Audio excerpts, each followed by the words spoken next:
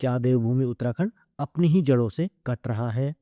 आखिर क्यों आज हर पहाड़ी युवा सड़कों पर मूल निवास की मांग कर रहा है? क्यों हमारे यहाँ हिमाचल जैसा सख्त भू कानून सपना बना हुआ है? और क्या हम अपनी ही जमीन पर कल किराएदार बने रह जाएंगे? और सबसे बड़ा सवाल, क्या उत्तराखंड के संसाधन सिर्फ बाहरी रसूखदारों की तिजोरियां भरने के लिए रह गए हैं? नमस्कार दोस्तों। आज अंतिम समीक्षा में हम किसी राजनीति की नहीं, बल्कि उत्तराखंड के वजूद की बात करेंगे। आज हम भू कानून और मूल निवास की बात करेंगे, ताकि आपको पता चले हमसे छीना क्या जा रहा है। जब हम सख्त भू कानून की बात करते हैं, तो हमारे सामने हिमाचल प्रदेश का सेक्शन 118 एक मिसाल है। चलिए समझते हैं यहाँ क्या खास है जो हमारे यहाँ नहीं है। पहला है खेती की जमीन पर पाबंदी। हिमाचल प्रदेश में कोई भी गैर कृषि व्यक्ति, चाहे वो हिमाचली क्यों ना हो, खेती की जमीन नहीं खरीद सकता। और उत्तराखंड में यहाँ तो नियमों का इतना ढीला कर दिया गया है कि कोई भी बाहर से आकर औने पौने दामों में हमारी कृषि भूमि खरीद रहा है। दूसरा है अनुमति की सख्ती।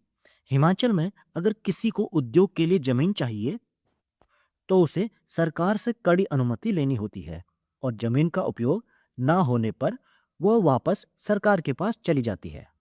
हमारे यहाँ 2018 के संशोधनों के बाद निवेश के नाम पर जमीन खरीदने की लिमिट ही खत्म कर दी गई है। अस्तित्व की सुरक्षा। हिमाचल का कानून कहता है कि वहाँ का डेमोग्राफी यानी कि सांख्यिकी नहीं बदलनी चाहिए। उत्तराखंड में स्थायी निवास के 15 साल वाले नियम के मूल निवास की अवधारणा को कमजोर कर दिया गया है, जिससे नौकरियों से लेकर जमीन तक बाहरी दबाव बढ़ रहा है। The baseline of belonging. मूल निवास का असली पेज है 1950 की कट ऑफ डेट। पहाड़ के लोगों की मांग साफ है।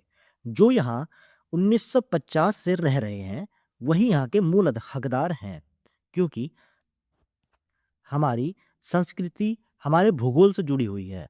जब एक बाहरी व्यक्ति जमीन खरीदता है, तो वो सिर्फ मिट्टी नहीं खरीदता, वो हमारे ठाट, हमारे देवी देवताओं के स्थान और हमारी सामाजिक संरचना को बदल देता है। पहाड़ के संसाधनों पर पहला हक पहाड़ी का होना चाहिए।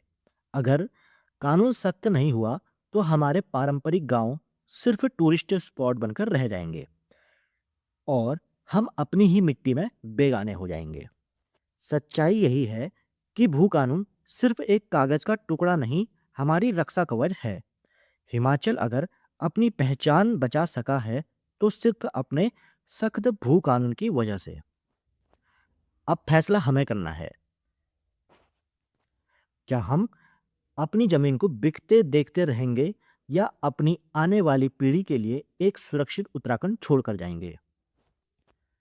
आज वक्त है जागने का। अगर आप भी 1950 के मूल निवास और सख्त भू कानून का समर्थन करते हैं, तो इस आवाज को दबने ना दें। वीडियो को शेयर करें और अपनी राय कमेंट में जरूर लिखें। जय हिंद, जय उत्तराखंड, जय भारत।